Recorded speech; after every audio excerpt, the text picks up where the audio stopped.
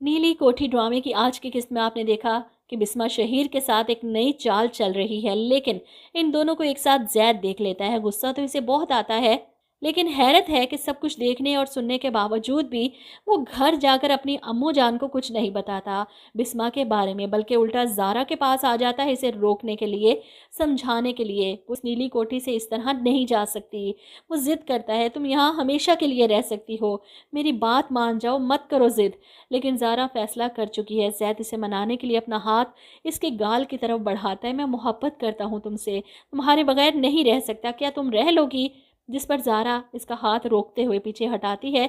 मुझे खुद पर जबर करना आता है। ऐसे में नीलोफर मैडम, जो ज़ारा से काम के सिलसिले में डिस्कस करने आ रही थी, दरवाजे पे खड़ी होकर अंदर का मंजर देखकर हैरान रह जाती हैं। जब ज़ैद ज़ारा से अपनी मोहब्बत का इजहार कर रहा था कि इस जबर और सबर के बीच में मैं मर जाऊंगा, मैं तुम्हारे बगैर नहीं रह सकता ज़ारा। बहरहाल नीलोफर के सामने यह हकीकत तो आ चुकी है कि इनका बेटा ज़ारा से कितनी मोहब्बत करता है। इसके बगैर मर जाएगा और अपने बेटे की खुशी के लिए इन्हें कुछ ना कुछ तो करना पड़ेगा।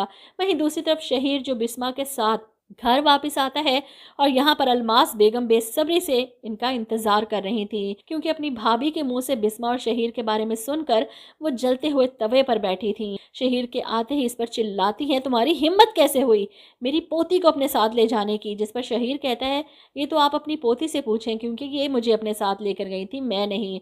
अलमास बेगम बिस्मा पर चिल्लाती हैं, क्या है ये सब, तुम्हें कुछ अंदाजा भी है? नीलोफर ने तुम दोनों को देख लिया था एक साथ जाते। बिस्मा शहीर की तरफ देखती है, जिस पर शहीर कहता है, एक्चुअली हम दोनों। अलमास बेगम इसके बीच में बोलने पर गुस्सा करती हैं, मैंने तुम्हें कहा ना अपनी जुबान बंद रखो। जिस पर शहीर कहता है, और अगर ना बंद रखूं तो? यहाँ पर अलमास बेगम रख के थप्पड़ शहीर के मुंह पर मारती हैं, तो ये लो। ये देखकर तो बिस्मा तड़प जाती है, क्योंकि इतनी मुश्किल से तो इसने शहीर को शीशे में उतारा था, दादों की वजह से कहीं वो हाथ से ना निकल जाए।